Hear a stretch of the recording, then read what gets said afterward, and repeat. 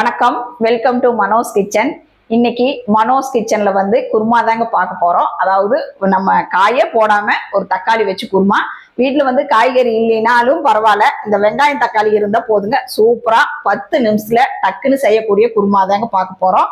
அதாவது இந்த குருமா இட்லி, தோசை, சப்பாத்தி, பூரி, இடியாப்பம், குஸ்கா எல்லாத்துக்குமே சூப்பரா நல்லா இருக்குங்க. ஒரு பக்கம் சப்பாத்தி ஆகிறதுக்குள்ள குருமா ஆயிருங்க. அந்த அளவுக்கு ரொம்ப ஈஸி, டக்குன்னு செய்யக்கூடிய இந்த குருமா தான் பார்க்க போறேங்க. அதுக்கு முன்னாடி பொருள் எடுத்து வச்சிருக்கிறேன். செய்யறப்போ அளவு என்னென்ன போடுறேன்னு அதை சொல்லிடுறேங்க. இப்ப பாருங்க, வடக்கல் வச்சுட்டோம். அடுப்பு பற்ற வச்சாச்சுங்க. வடக்கல் சூடாகட்டும். கல்லெண்ணெய் ஊற்றிக்கலாம். இப்போ பாருங்க, வடக்கல் சூடாயிடுச்சு. ஒரு 4 டீஸ்பூனு கல்லெண்ணெய் ஊற்றிக்கலாம்.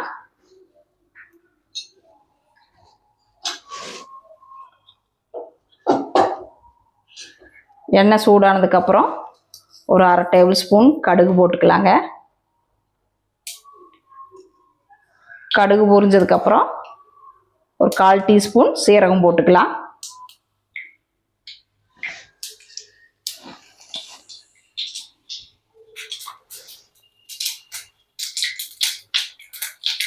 பாருங்க, கடுகும் சீரகம் பொரிஞ்சிருச்சு.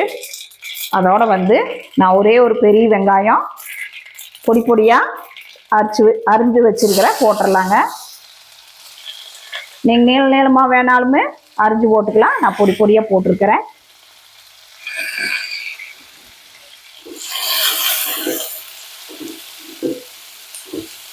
நான் அளவு ஒரு பெரிய வெங்காயம் 2 தக்காளி எடுத்துக்கிறேங்க, பெரிய தக்காளி. ஒரு நிமிஷம் வதங்கட்டுங்க. இப்போ பாருங்க, வெங்காயம் நல்லா வதங்கிருச்சு. 1 டேபிள் ஸ்பூன் இஞ்சி பூண்டு பேஸ்ட் போட்டுக்கலாம்.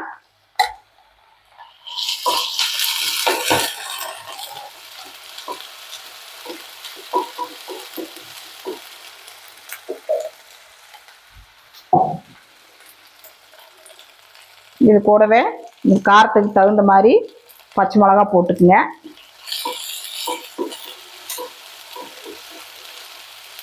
நான் ஒரு 3 பச்சை மிளகா போட்டிருக்கேன். இதோட கருவேப்பிலை கொத்தமல்லி சேர்த்திக்கலாம்.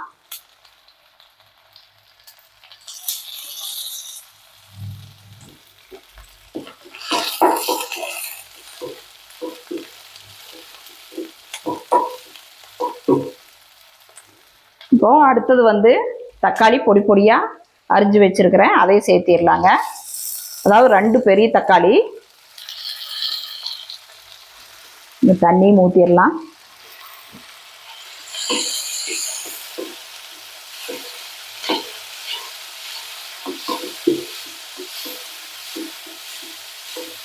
இதுக்கு இப்போ வதங்கறக்கு கொஞ்சமா கல்லுப்பு போட்டுடலாங்க.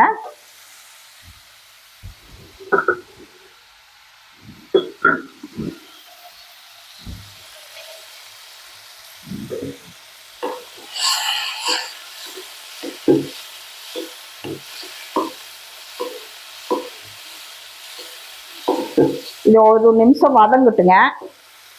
அப்புறம் நம்ம மசாலாலாம் சேர்த்திக்கலாம். இப்போ பாருங்க, தக்காளி நல்லா வதங்கிருச்சு. இதுக்கு அடுத்தது நம்ம மசாலாலாம் சேர்த்திக்கலாம். 1/4 டீஸ்பூன் மஞ்சத்தூளுங்க, மிளகாத்தூள் ஒரு 1/2 டேபிள் ஸ்பூன் சேர்த்திக்கங்க, காரத்துக்கு தகுந்த மாதிரி. இப்போ பாருங்க, அடுத்தது மல்லித்தூள் ஒரு டேபிள் ஸ்பூன் சேர்த்திக்கலாம்.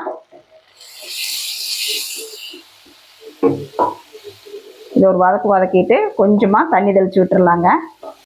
அடி பிடிக்காமல் இருக்கும். கொஞ்சம் பச்சை வாசம் போயிரு வெந்துருங்க. இது நல்ல ஒரு நிமிஷம் அப்படியே இருக்கட்டும். அடுப்பை கம்மியாக வச்சுட்டு நம்ம தேங்காய் அரைச்சிட்டு வந்துடலாங்க. என்னென்ன போடுறேன்னு பார்க்கலாம். இப்போ பாருங்க, ஜாரில் தேங்காய் 1/4 மூடி சேர்த்திக்கலாம்.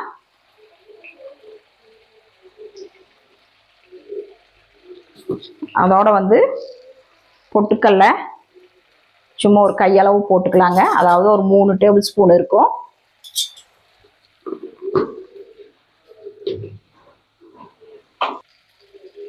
சோம்பு 1/2 டேபிள் ஸ்பூன், கிராம்பு ஒரு 2 போட்டுக்கலாம்.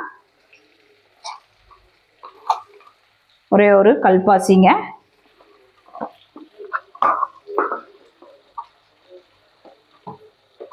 கசகசா ஒரு 1/4 டீஸ்பூன் சேர்த்திக்கலாம்.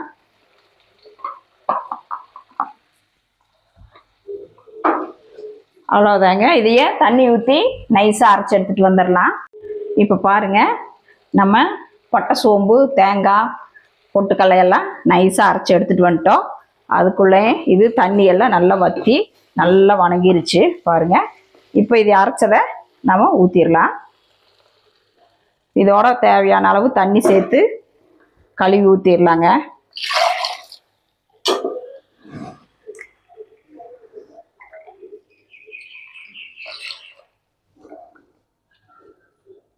இப்போ பாருங்கள், ஜார் கழுவி தண்ணி ஊற்றிட்டோம். இது நல்லா கொதிக்க விட்டுறலாம். இப்போ வந்து இதுக்கு உப்பு போட்டுடலாங்க.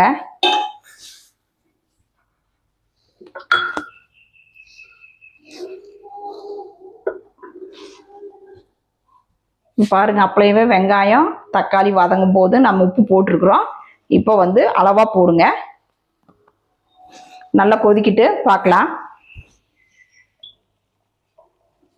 இப்போ பாருங்க, நல்லா கெட்டியாயிடுச்சு, நல்லா கொதிச்சிருச்சு பாருங்க. இந்த பக்குவம் இருந்தால் போதும், ஊற்றி சாப்பிட்றதுக்கு நல்லா இருக்கும். பாருங்க, எல்லா பக்கம் நல்லா கொதிக்குது. அவ்வளோதாங்க. டக்குன்னு நம்ம வெங்காயம் தக்காளி வதக்கிறக்குள்ள நாம் வந்து தேங்காய், பட்டை, சோம்பு அரைச்சிட்டு வந்தோம்னா தாளிச்சு விட்டுறலாம். டக்குன்னு சீக்கிரம் முடியும். அதுவும் இல்லாமல் பார்த்தீங்கன்னா வெங்காயம் தக்காளி மட்டும் அரியருக்கு ஒரு 5 நிமிஷம் ஆகுங்க. அவ்வளோதாங்க. இப்போ வந்து கருவேப்பிலை கொத்தமல்லி போட்டுக்கலாம். அவ்வளோதாங்க. அடுப்பு ஆஃப் பண்ணிடலாம். பாருங்கள் எப்படி இருக்குதுன்னு. நீங்களும் வீட்டில் இதே மாதிரி காய்க்கு இல்லையா டக்குன்னு வெங்காயம் தக்காளி இருந்தாவே போதும். இந்த குருமா செஞ்சு பார்த்துட்டு எப்படி இருக்குன்னு சொல்லுங்கள். வெங்காயம் தக்காளி வச்சு டக்குன்னு 10 நிமிஷத்தில் செய்யக்கூடிய குருமா பார்த்தீங்க. அதாவது 10 நிமிஷம் கூட ஆகாதுங்க, 5 நிமிஷம் தாங்க. வெங்காயம் தக்காளி கட் பண்ணோம்னா அது வணங்குறக்குள்ள நாம் தேங்காய், பட்டை, சோம்பு அரைச்சிட்டு வந்து தாளிச்சு விட்டோம்னா வேலை முடிஞ்சது. ஒரு பக்கம் சப்பாத்தி, இல்லை சப்பாத்தி ஆகட்டும், இட்லி, தோசை, எதுக்கு வேணாலும் இது தொட்டு சாப்பிடலாம். சூப்பராக இருக்குங்க. அதாவது நாங்கள் வீட்லேயே சுத்தமான முறைப்படி ஸ்வீட்டு, காரம், ஸ்பைசஸ் எல்லாமே, பொடி வகைகள் எல்லாமே பண்ணுறோங்க. யாராவது வேணும்னா எங்களை கான்டாக்ட் பண்ணுங்கள். அதாவது முருங்கை பொடி, கருவேப்பிலை பொடி, உளுந்தங்கஞ்சி மிக்ஸு, கொள்ளு பொடி, அந்த மாதிரி எல்லா பொடியுமே பண்ணுறேங்க. சுத்தமான முறைப்படியில் ஃப்ரெஷ்ஷாக அரைச்சி கொடுக்குறேன். உள்ளூர் வெளியூர் எல்லா பக்கமே கொரியரில் அனுப்புகிறேங்க. யாராவது வேணும்னா எங்களை கான்டாக்ட் பண்ணுங்கள். என் பேர் வந்து மனோன்மணி, கவுண்டம்பாளையம், கோயம்புத்தூர். Phone number 9952809354. இந்த வீடியோ பிடிச்சிருந்தா லைக் பண்ணுங்க, ஷேர் பண்ணுங்க, சப்ஸ்கிரைப் பண்ணுங்க. முதல் வீடியோ பார்க்குறீங்களா, சப்ஸ்கிரைப் பண்ணி வச்சுக்கோங்க. நான் அப்பப்போ போடுற வீடியோ உங்களுக்கு உடனே வருங்க. நன்றி, வணக்கம்.